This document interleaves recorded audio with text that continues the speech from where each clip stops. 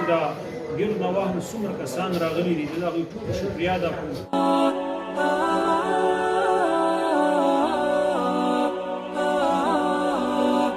بسم الله الرحمن الرحیم. السلام علیکم ورحمۃ اللہ وبرکاتہ. زه ستاسو ورور ستاسو ملګری عمر خان امید لرم چې ټول به روغ جوړ یې.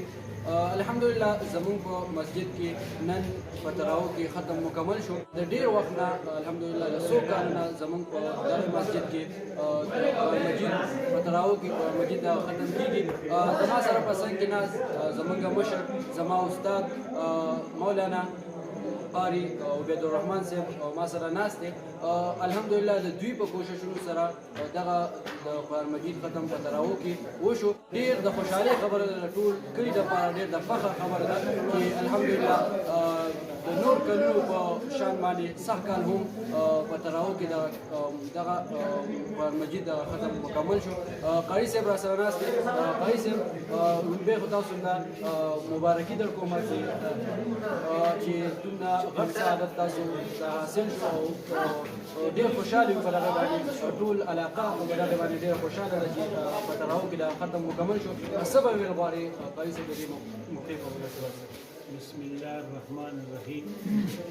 د ټول نه مخکې عمر به یې ډېره زیاته شکریا ادا کوو چې هغوی موږ د موبایل د کیمرې په واسطه سره خوب ته مخاطب کړو. تاسو ډېره زیاته شکریا ادا کوو. دویمه خبره دا چې دا د الله رب الجلال په احسان سره کېږي. یقینا قرآن شریف الله تعالی آسان کړی دی لیکن محنت ورسره شرط دی. الحمدلله ما حفظ چې کوم د 2008 کې کړی بیا تقریبا د 2009 نه موږ د ختمونو دا سلسله شروع کړې ده دلته کې خپل مسجد کې چې مسجد جامع صبح خان کې مشران فرمایي چې کوم د کلي کې پاتې شوي دي هغوی فرمایل چې دا ختم چې تا موږ ته وکړو تقریبا د 80 کالو مشرانو دا زموږ په 2009 کې لومړنی ختم د قرآن شریف. یقینا هغه مشرانو به ډېر مینه محبت او ډېر خلوص طریقې سره ولاړو.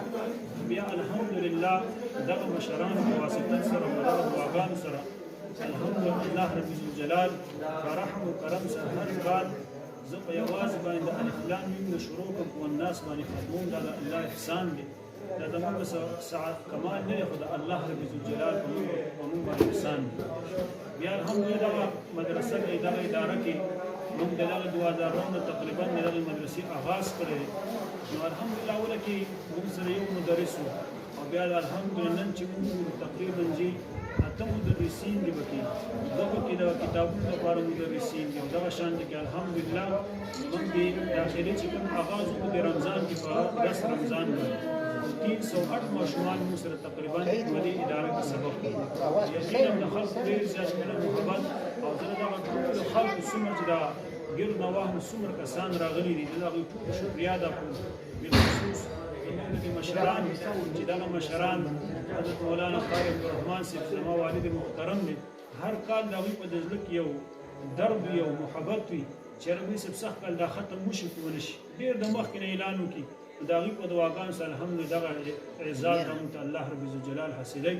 او زه د دې کلي د علاقې د ټولو سپین ږیرو د مشرانو د حافظانو د قاریانو د علماو د طلباو عوامو د خواصو د ټولو مشکور یم چې زموږ سره ډېر په مینه محبت سره دغه اخري پروګرام کې حاضري کړې.